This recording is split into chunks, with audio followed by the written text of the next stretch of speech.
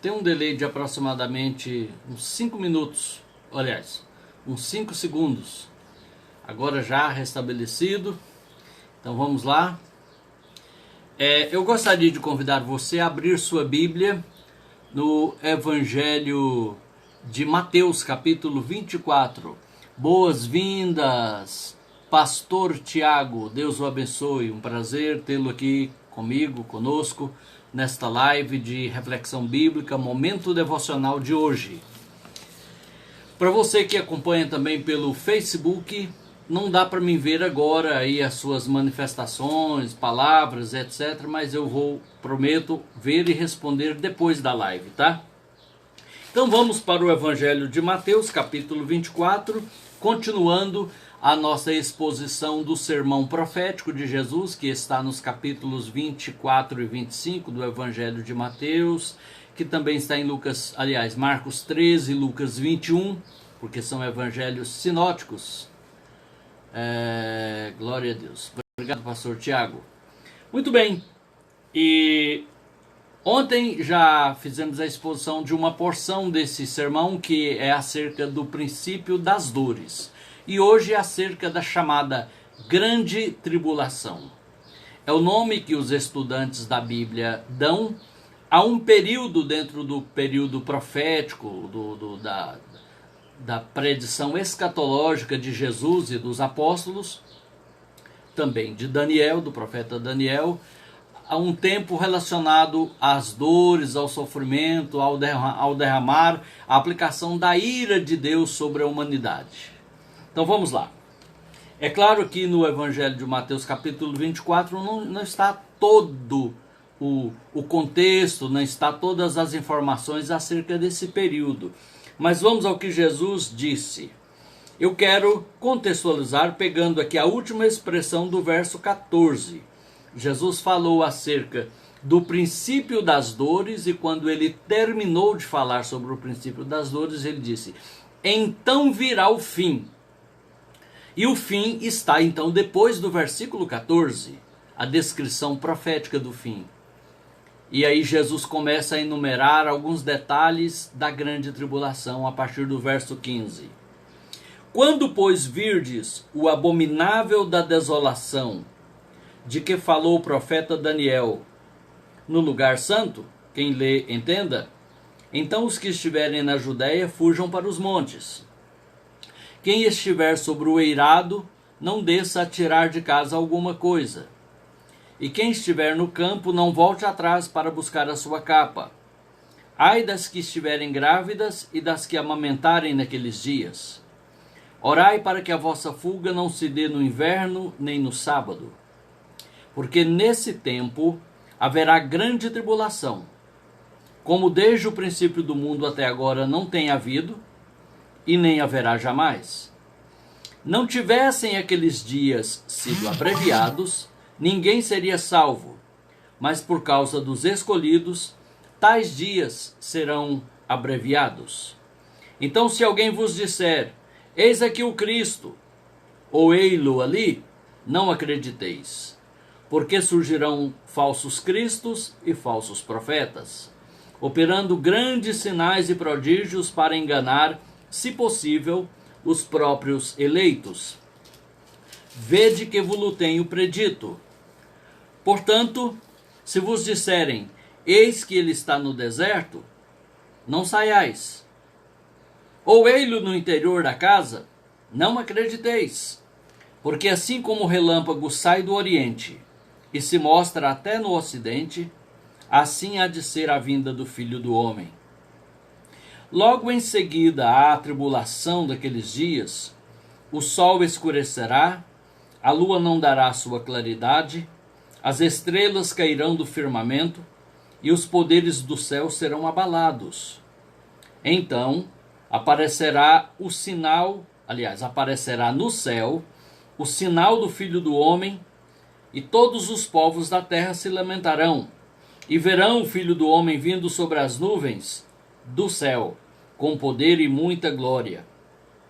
E ele enviará os seus anjos com grande clangor de trombeta, os quais reunirão seus escolhidos dos quatro ventos, de uma a outra extremidade dos céus. Bem, amigo que acompanha aqui esse estudo, eu não sei se você já tirou um tempo para estudar acerca do sermão profético. Também não sei qual é o seu ponto de vista pessoal ou da sua denominação acerca da grande tribulação. Porque com relação à escatologia, que é a doutrina das últimas coisas, o que está para acontecer, no calendário da profecia, existem principalmente 3 posições. Os pré-tribulacionistas, é o meu caso, os mesotribulacionistas e os pós-tribulacionistas. Pré, porque acredita que o arrebatamento, a retirada da igreja aqui deste mundo, se dará antes da grande tribulação. Por isso pré, antes. Os meso, palavra latina para meio ou metade, acreditam que o rapto, o arrebatamento, a retirada da igreja daqui da terra se dará exatamente no meio da grande tribulação, depois dos primeiros 3 anos e meio iniciais e antes dos 3 anos e meio finais, no meio, mesotribulacionista. Também existem aqueles que entendem que o rapto da igreja se dará depois da grande tribulação. Portanto, a igreja passará por toda a grande tribulação. Não será retirada antes, como nós pré-tribulacionistas cremos, e nem no meio, como os mesotribulacionistas creem, mas sim no final. Portanto, os 7 anos preditos, previstos, marcados da grande tribulação, serão todos eles enfrentados, sofridos pela igreja de Jesus, para que então ela seja arrebatada. Bom, eu não vou me deter agora em expor o ponto de vista dos meso e dos pós-tribulacionistas. Posso fazer isso numa outra ocasião. Mas como eu vou falar da grande tribulação, eu quero informar que é meu ponto de vista, é minha convicção bíblica, que a igreja não passará pela grande tribulação, mas sim pelo princípio das dores.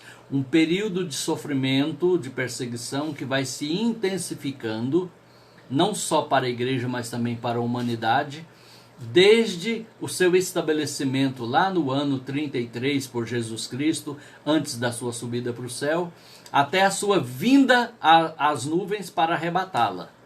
Esse tempo vai se intensificando as dores e o cumprimento dos sinais proféticos, cada vez mais, temos mais do mesmo, até que Cristo arrebate a igreja.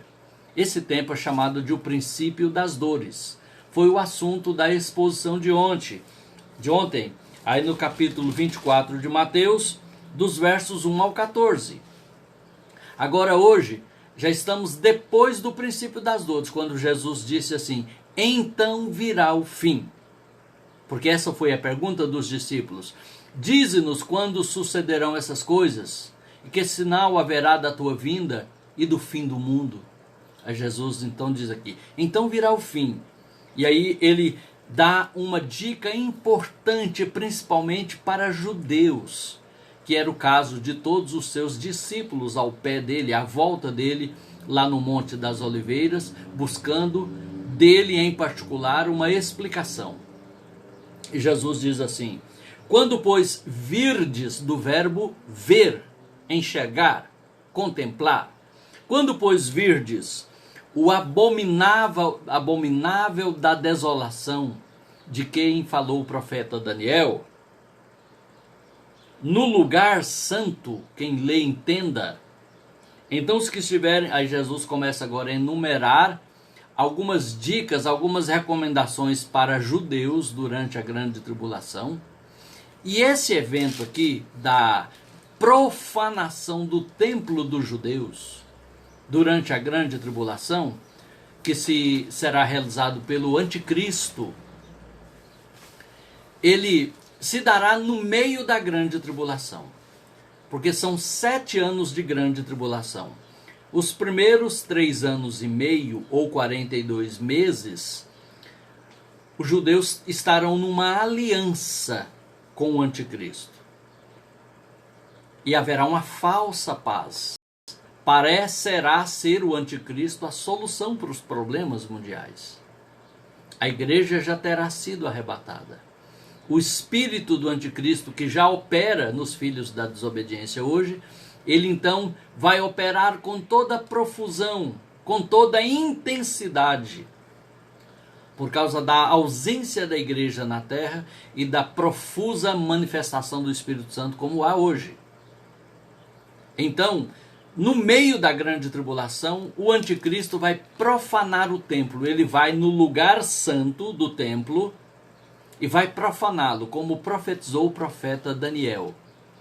Então isso marca o início da segunda metade de 3 anos e meio ou 42 meses da grande tribulação, que é realmente a grande tribulação no nível 12, como dizem os jovens aí hoje, né? No seu nível máximo. Porque aí o que vinha sendo feito era abertos selos, anunciando juízos e castigos de Deus. Mas agora, o que vai acontecer vai ser toque de trombeta e derramar de taças. Ou seja, agora não é mais só o anúncio, não é mais só uma preparação do palco, do cenário mundial, mas é realmente o atingir da ira de Deus em cheio contra a terra, seus moradores, tudo que nela se contém e até sobre o espaço sideral. Observe, antes, como Jesus mencionou uma profecia de Daniel, eu quero convidar você para irmos a ela agora. Daniel capítulo 7, verso 20 e... Aliás, capítulo 9, verso 25 em diante. Olha, Daniel é o apocalipse do Antigo Testamento, por assim dizer. Então, olha, falando de um tema maior, que é as 70 semanas de Daniel, como nós que gostamos de estudar a Bíblia chamamos esse assunto, não tem essa frase na Bíblia, 70 semanas de Daniel. Mas Daniel fala disso. Quando ele diz aqui a partir do verso 24, quero ler um pouco antes aqui, verso 24. 70 semanas, disse o anjo a Daniel, 70 semanas estão determinadas sobre o teu povo, o povo judeu. Não é a igreja, é sobre o povo judeu. E sobre a tua santa cidade, Jerusalém, para fazer cessar a transgressão e para dar fim aos pecados, e para expiar a iniquidade, para trazer a justiça eterna, para selar a visão e a profecia, e para ungir o santo dos santos. Sabe e entende, desde a saída da ordem para restaurar e para edificar Jerusalém, essa ordem foi dada lá na Babilônia, né, quando Esdras, Neemias foram até o Messias, são 62 semanas, ou seja, 7 vezes 62, dá 400 e alguma coisa, eu não me lembro agora de memória, né? Mas é o tempo que levou desde a saída para edificar Jerusalém até o Messias, até o nascimento de Jesus, lá por volta do ano 2, do ano 3, depois, antes de Cristo. Você sabe que tem uma diferença de calendário e tem uma margem de erro, né? Não é o Datafolha não, nem o Ibope, mas tem uma margem de erro, porque houve uma troca de calendário. Não vamos nos deter nisso aqui agora. Mas o fato que aí estão a primeira fase, a primeira etapa das 70 semanas de Daniel, 62. Aí depois vem mais 7, vai para 69. Fica faltando uma para inteirar a 70ª semana, que é a semana profética de 7 anos da grande tribulação, que está relacionado com os judeus, porque nesse tempo Deus vai tratar com 2 grupos humanos, os ímpios e os judeus. Os judeus passarão por uma grande tribulação, por uma grande prova, enquanto que os ímpios sofrerão duros castigos. A humanidade será duramente castigada por Deus, a terra e tudo que está sobre ela, o próprio espaço sideral será abalado durante a grande tribulação. Mas eu quero ler com você, bem-vinda Suelma, o que profetizou Daniel em seguida. Sabe e entende, desde a saída da ordem para restaurar e para edificar Jerusalém, até ao ungido, que é Jesus, o Meshiach, o Messias, para os judeus, a promessa messiânica desde o Éden, desde Gênesis 3,15. Então, até ao ungido, ao príncipe, 7 semanas e 62 semanas. 7 mais 62, 69. Ok.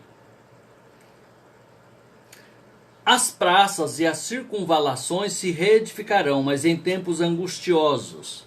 De fato, a reconstrução de Jerusalém nos dias de Esdras e Neemias foram edificados em tempos angustiosos, muito angustiosos.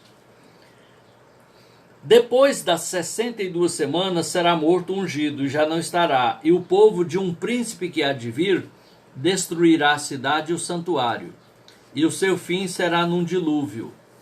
Alguém fala, mas está faltando aí, está faltando mais tempo. Sim, a cidade foi destruída pelo o príncipe de um povo que há de vir. No tempo de Daniel ainda não havia esse povo que há de vir, que era o Império Romano. Tinha o Império Medo-Persa, depois o Império Grego e depois o Império Romano. Então o príncipe, ou seja, o líder desse império, que foi Tito Vespasiano, cercou, sitiou, invadiu e destruiu Jerusalém no ano 70. Ok? Então aqui diz, olha, destruirá a cidade, o santuário, e o seu fim será num dilúvio. Dilúvio aqui quer dizer num banho de sangue. De fato, o historiador judeu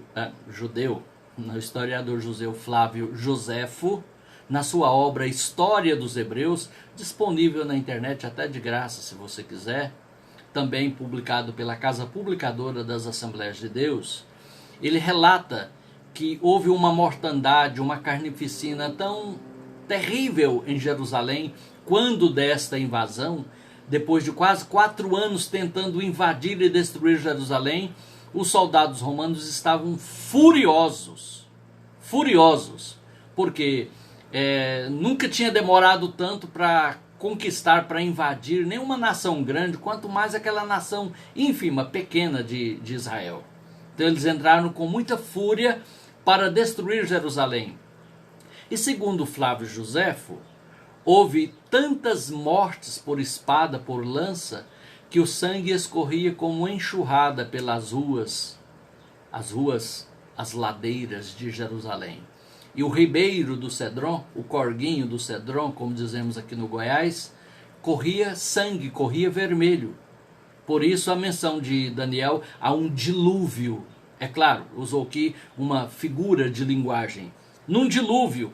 E até o fim haverá guerra, desolações, e desolações são determinadas até o fim. Já estamos no princípio das dores. E guerras e desolações têm acontecido cada vez com mais frequência, mais intensidade e em mais lugares do mundo. Ele fará firme aliança com muitos por uma semana. Na metade da semana fará cessar o sacrifício. Na metade da semana profética, 7 anos da grande tribulação, ele, o anticristo, que é uma continuação da mesma natureza, do mesmo espírito, da mesma representação maligna de Satanás e do César que destruiu Jerusalém, e agora o anticristo, ou seja, é como se fosse uma reencarnação, mas que não é uma reencarnação, é uma reaparição, né? Então, ele fará uma aliança com muitos, com as nações da terra e com o povo judeu, por uma semana. Só que na metade da semana, ele quebra essa aliança. Olha aqui. Mas na metade da semana, verso 27, fará cessar o sacrifício e a oferta de manjares. Os judeus estarão com o culto no modelo do Antigo Testamento, restabelecido a partir de um santuário reedificado em Jerusalém. oferecendo sacrifícios, oferta de manjares e tudo, e aguardando o Messias, que na verdade já veio, nós sabemos, né? Mas isso não está ao alcance, eles não tiveram alcance a essa revelação. Então, o que vai acontecer? O anticristo fará cessar, ele vai profanar o santuário. Provavelmente, penso eu, ele colocará uma imagem sua no templo judaico, como outros Césares já fizeram no passado, querendo ser Deus, querendo parecer Deus e exigindo ser adorado como Deus. E os judeus que estão vacinados perpetuamente contra a idolatria, eles vão dizer, não, aí não. Então não temos mais aliança, não temos mais pacto contigo. E agora, queridos, os judeus experimentarão o que realmente é a grande tribulação. Porque eles serão perseguidos, espezinhados pelo anticristo e pelo seu sistema de uma forma inenarrável. Vão sofrer duramente as consequências desse rompimento de aliança com o anticristo no meio da grande tribulação. Por isso que Jesus deu essa dica. Quando virdes, pois, é claro que Jesus não falava aqueles homens e mulheres que estavam ali à volta dele, porque eles não viveriam para tal, né? Isso já tem quase 2000 anos. Jesus falava por extensão, aqueles ali representavam os que verão, representavam outros judeus, ele falava a eles como espécie, como nação. Jesus disse, quando pois virdes a abominação da desolação de que falou Daniel. Então observe, fim do mundo, tempo do fim, grande tribulação e eventos finais, é depois desse evento. Então, por que eu concluo e consigo ter convicção de que a igreja não passará pela grande tribulação? Vamos voltar para o Evangelho de Mateus capítulo 24. Olha o que diz aí. Verso 21. Porque nesse tempo haverá grande tribulação, como desde o princípio do mundo até agora não tem havido e nem haverá jamais. Não tivessem aqueles dias sido abreviados, ninguém seria salvo, mas por causa dos escolhidos, tais dias serão abreviados. Bom, não está aqui ainda a informação que eu quero te passar não, mas aqui Jesus se refere a um período de tribulação maior do que toda a tribulação anterior do mundo e maior também do que os primeiros 3 anos e meio que já aconteceu desde o arrebatamento. A igreja já foi arrebatada em tempos da terra aqui, contagem humana, 3 anos e meio. Mas então começará a fase hard, a fase terrível, a fase dura da grande tribulação. Que Jesus disse que se não fossem abreviados aqueles dias, ninguém escaparia. Ser salvo aqui não é salvação eterna. A palavra soteros, que é traduzida por salvo, salvação, salvou, na Bíblia tem mais de um sentido. É livrar de perigo iminente ou de perigo futuro, pode ser perigo espiritual, condenação eterna, ou apenas uma situação de momento, sabe? Daquele momento ali, daquela tribulação do momento. Muito bem. Vamos lá, deixa eu ver aqui se eu consigo restabelecer a nossa transmissão. Deixa eu ver. Só um momentinho, amigos.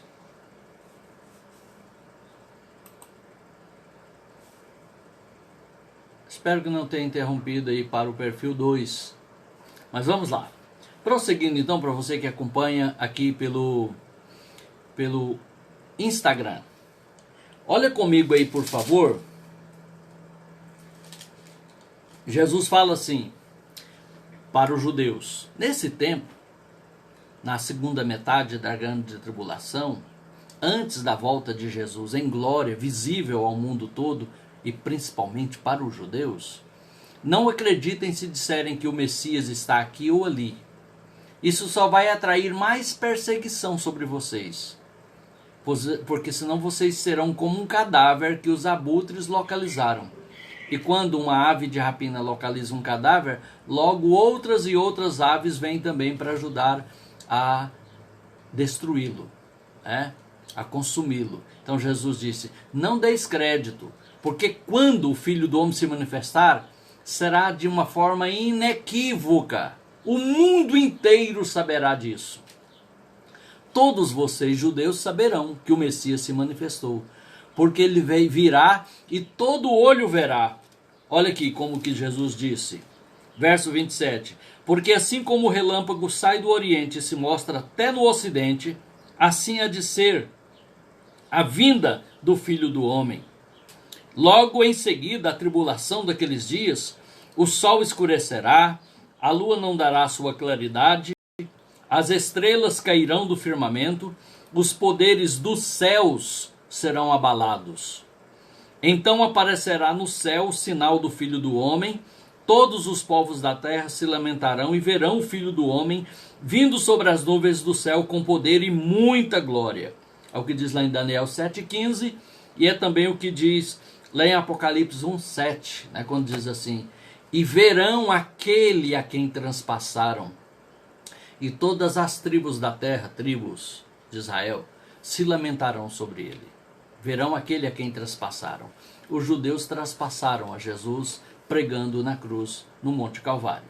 Muito bem, então, também a gente vê a informação do apóstolo Paulo acerca desse tempo da grande tribulação, da manifestação do anticristo, que será, não é anticristos no plural, esse já tem por aí agora, para todo lado, tá pipocando de anticristos, que quer dizer pessoas que afirmam ser contra Cristo, de alguma maneira, doutrinariamente, na prática, no comportamento imoral, mas, e João diz, olha, já muitos se têm feito anticristos. Ouvistes que vem o anticristo? Já muitos se têm feito anticristos. E também o espírito do anticristo já opera, mas ele ainda não se manifestou. Ele vai se manifestar, disse o apóstolo Paulo. Por quê? Porque Jesus, ele, no sermão profético, ele apresentou tudo de uma forma bem resumida.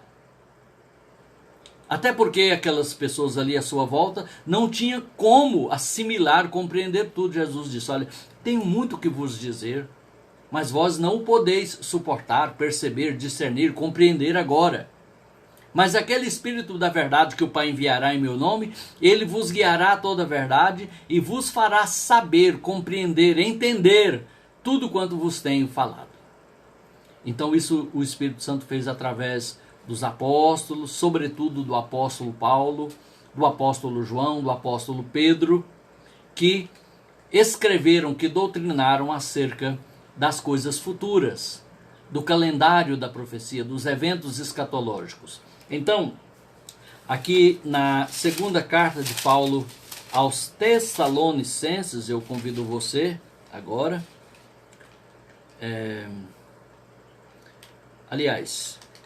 ainda em primeira aos Tessalonicenses, convido você aí a abrir sua Bíblia, primeira aos Tessalonicenses 5.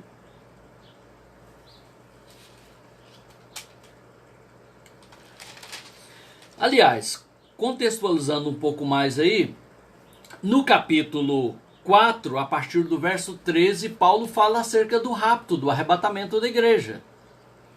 É um pouquinho de tempo porque eu vou gastar para ler, mas eu gostaria de dizer para você como Paulo narra o arrebatamento da igreja. Olha aqui, olha. Não queremos, porém, irmãos, que sejais ignorantes com respeito aos que dormem, para não vos entristecerdes como os demais que não têm esperança. Porque se cremos que Jesus morreu e ressuscitou, assim também Deus, mediante Jesus, trará em sua companhia os que dormem. Trará quando e como? Em sua companhia, quando Jesus voltar até as nuvens, ele trará em sua companhia os que dormem. Mas como assim? O Espírito, porque o Espírito não está no pó da terra. O Espírito, a alma. Só o corpo está no pó da terra. Então, quem morre hoje, dorme em Cristo, vai para o paraíso, mas volta quando Jesus voltar para buscar os salvos vivos e receberem também seus corpos ressuscitados. Então diz aqui, trará em sua companhia os que dormem. Ora, ainda vos declaramos por palavra do Senhor isto: nós, os vivos, os que ficarmos até a vinda do Senhor, de modo algum precederemos os que dormem.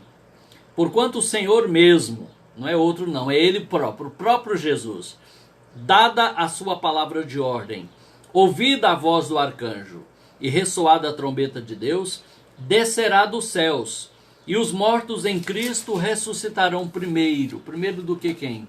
Do que os ímpios sem Cristo, que também morreram. Esses vão ressuscitar depois, para o juízo final. Depois nós, os vivos, os que ficarmos, seremos arrebatados juntamente com eles, entre nuvens, para o encontro do Senhor nos ares. Não é a vinda de Jesus em glória visível, física, literal, em Jerusalém, sobre o Monte das Oliveiras, de que Jesus falou lá no capítulo 24. Não, aqui está falando de arrebatamento, que é um evento intermediário entre a subida de Jesus para o céu e a sua vinda em glória para julgar as nações e reinar. Haverá o arrebatamento, de que Paulo fala aqui. Observe que ele não disse a descida de Jesus à terra, mas aos ares. Nós é que subiremos ao encontro dele. Está claro aí na sua Bíblia, na sua mente? E assim estaremos para sempre com o Senhor. Consolai-vos, pois, uns aos outros com essas palavras. Paulo prossegue naquilo que chamamos de capítulo 5, porque no original não tem essa divisão de capítulos e versículos, né? Mas ele prossegue dizendo: irmãos, relativamente aos tempos e às épocas, não há necessidade de que eu vos escreva, pois vós mesmos estáis inteirados com precisão de que o dia do Senhor vem como ladrão de noite. O dia do Senhor. Essa expressão dia com D maiúsculo não se refere a um período de 24 horas, mas a um tempo em que Deus irá tratar com a humanidade de uma forma cabal, conclusiva. Por isso é chamado de o dia do Senhor. Hoje é o dia de quê? Hoje é o dia do homem. O homem faz o que quer, apronta, escarnece, zomba, despreza a Deus. É o dia da caça, como eu costumo dizer. Mas já está vindo aí o dia do caçador. E aqui diz, olha, o dia do Senhor virá como ladrão de noite, ou seja, fala do fator surpresa. E que mais? Quando andarem dizendo paz e segurança, eis que lhes sobrevirá repentina destruição, como vêm as dores de parto a que está para dar à luz, e de nenhum modo escaparão. Dores de parto é o período das dores. Ergasia, no grego do original do Novo Testamento. Ergasia. É o tempo que estamos vivendo, é a ergasia. As dores de parto são sinais que vão se cumprindo e se intensificando mais e mais. Não tem nada novo para acontecer, é mais do mesmo, até que Jesus venha arrebatar a igreja. Aí depois começam os eventos relativos à grande tribulação. Então, ainda quero chamar a sua atenção para uma outra colocação que o apóstolo Paulo faz aqui. Deixa eu me achar aqui rapidinho e compartilhar com vocês, porque de certa forma lança mais luz, dá mais um esclarecimento acerca desse tema. Por favor, aguarde-me só mais um pouquinho.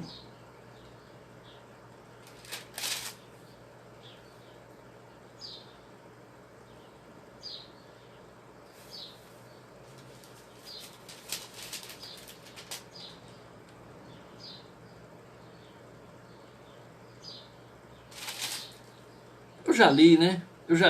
Foi 1 Tessalonicenses 4, do 16, do 13 em diante. Ah, sim, eu consegui encontrar aqui. É 2 aos Tessalonicenses, capítulo 2. Olha comigo aí como que diz. Irmãos, no que diz respeito à vinda de nosso Senhor Jesus Cristo e a nossa reunião com Ele, ou seja, nosso encontro dos salvos com Ele, nós vos exortamos a que não vos demovais da vossa mente com facilidade, nem vos perturbeis, quer por espírito, quer por palavra, quer por epístola, como se procedesse de nós, supondo que tenha chegado o dia do Senhor. Ninguém de modo nenhum vos engane, porque isso não acontecerá Observe, não acontecerá sem que antes ou primeiro venha a apostasia e seja revelado o homem da iniquidade, o filho da perdição. O dia do Senhor, a grande tribulação, não vai acontecer antes da manifestação do anticristo, da apostasia, ou seja, da grande tribulação. A grande tribulação é que vai marcar o início do dia do Senhor. O que estamos hoje participando, contemplando, é o princípio das dores, de que eu falei ontem. Se qualquer dúvida, pode ver novamente a live de ontem, que está disponível aí na linha do tempo. Muito bem. Bem-vinda, Elmirene Santos, Deus abençoe. Também, welcome, Pastor Ananda Das, em Tala, Bangladesh, também acompanhando aqui a nossa live, né? Deus abençoe. God bless you and your family. Bom, aqui prossegue a palavra de Deus. O homem da perdição, o homem da iniquidade, o filho da perdição, o qual se opõe e se levanta contra tudo que se chama Deus, ou é objeto de culto, a ponto de assentar-se no santuário de Deus, ostentando-se como se fosse o próprio Deus. Lembra a abominação ou abominável da desolação de que falou o profeta Daniel, Daniel 9, 27, de que falou Jesus, Mateus 24, onde já lemos hoje? É justamente isso de que Paulo também menciona aqui. Era uma compreensão cristalina, petrificada, uniforme na igreja primitiva, sobre a manifestação do anticristo, do emissário de Satanás, o preposto do diabo na terra durante a grande tribulação. Que diz aqui, olha: não vos recordais de que ainda convosco eu costumava dizer-vos estas coisas? E agora sabeis o que eu detém, para que ele seja revelado somente em ocasião própria. Hoje ele não está revelado, não está manifestado, ele já existe, mas ele vai se manifestar em ocasião própria. Com efeito, o mistério da iniquidade já opera, e aguarda somente que seja afastado aquele que agora o detém, que é o quê? O Espírito Santo operando através da igreja. É que detém a manifestação do anticristo com força total na terra, né, segundo a eficácia de Satanás. Então será de fato revelado o iníquo, a quem o Senhor Jesus matará com o sopro de sua boca, e o destruirá pela manifestação de sua vinda, que está falando da vinda de Jesus em glória, né? Ora, o aparecimento do iníquo é segundo a eficácia de Satanás, com todo o poder e sinais e prodígios da mentira, e com todo o engano de injustiça aos que perecem, porque não acolheram o amor da verdade para serem salvos. Amém. Meus irmãos, derivei bastante do assunto inicial, que é a grande tribulação, mas ele está de alguma forma emaranhado, interligado com outros assuntos escatológicos, que quase não dá para falar de um sem mencionar o outro, né? Porque estão muito ligados. Então, onde estamos nessa pauta, nessa agenda profética? Estamos no princípio das dores, estamos já cumpridas 69 das 70 semanas proféticas de Daniel, falta uma para cumprir, está no stand-by, está parado hoje. O cronômetro parou em 69, mas quando começar a grande tribulação, depois do arrebatamento da igreja, então vai startar novamente o cronômetro e vai se cumprir a 70ª, a semana 70 das semanas proféticas de Daniel. Um tempo de angústia chamado de angústia de Jacó. Um tempo de tribulação como nunca houve nem mais haverá sobre a terra. Que não seja para mim e para você, que nós estejamos prontos, preparados em comunhão, em um relacionamento sério com Jesus, para que participemos do rapto, do arrebatamento da igreja, subamos a encontrar o Senhor nos ares, como Paulo escreveu em 1 aos Tessalonicenses 4, 17, que diz: e assim estaremos para sempre com o Senhor. E ele arremata dizendo: confortai-vos, consolai-vos uns aos outros com essas palavras. Realmente o que consola, o que conforta, é que toda dor, todo sofrimento, toda perseguição, tudo de ruim de hoje é só por enquanto. Não é para sempre, para os salvos. E aquilo que parece ser bom, ser o céu na terra hoje para os ímpios, é só por um momento. Logo tudo isso vai passar. O mundo passa e os seus prazeres, a sua concupiscência. Mas aquela que faz a vontade de Deus, viverá para sempre. Estará para sempre com o Senhor e nada poderá tirar, nada poderá roubar aquilo que Deus tem para nós. Glória a Deus. Quero convidar você agora para a oração, chamando já a orquestra do André Rieu para o tempo de oração, trazendo aí o mais perto que ele está, e aguardo você para a nossa próxima live e a continuação da exposição do sermão profético de Jesus Cristo no capítulo 24 de Mateus, ok? Deus te abençoe em nome de Jesus. Vamos orar.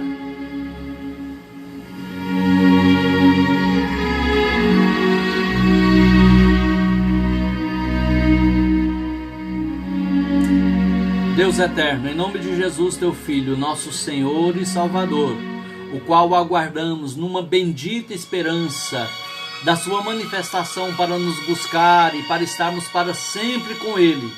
Eu te peço nesta hora de oração que alcance cada vida, cada lar, cada pessoa, ao alcance da minha voz ou dessa rede social, desse vídeo. Ó Deus, despertando os corações para esse tempo de entrega, de compromisso com o Senhor, em que o Senhor ainda é o nosso advogado e nos defende da condenação eterna e paga a nossa multa com a tua própria vida e com o teu próprio sangue e nos coloca em uma rocha de salvação, para que não venha de improviso sobre nós aquele dia para trazer destruição, castigo e sofrimento, mas que já estejamos com o Senhor, como igreja arrebatada, como igreja guardada na ira de Deus.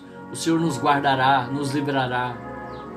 Aqueles que estão negligentes, desigrejados, desviados, afastados, escandalizados, desperta outra vez, Senhor, sua fé, seu coração, seu sentimento, sua posição, para que estejam em aliança com o Senhor, em compromisso com o Senhor, e não venham arrepender tardiamente, mas possam buscar o Senhor enquanto se pode achar, possam querer estar mais perto, cada vez mais perto do Senhor.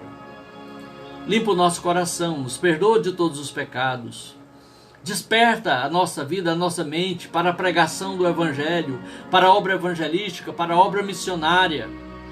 Oh Deus, também eu oro pelas famílias enlutadas, enfermas, aqueles que perderam seus empregos, sua renda, por aqueles também que se enfraqueceram espiritualmente, estão sem congregar, sem buscar a presença do Senhor, sem se alimentar da tua palavra.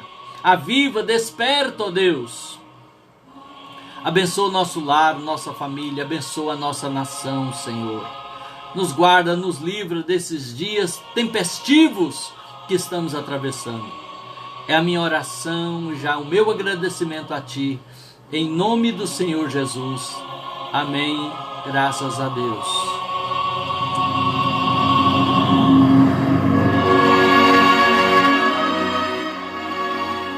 Convido você para a próxima live, também convido você para compartilhar esta live com seus contatos, com seus amigos, pode fazê-lo à vontade, você estará sendo um instrumento de Deus para ajudar a propagar a sua palavra. Fiquem todos com Deus, Deus abençoe, a paz do Senhor.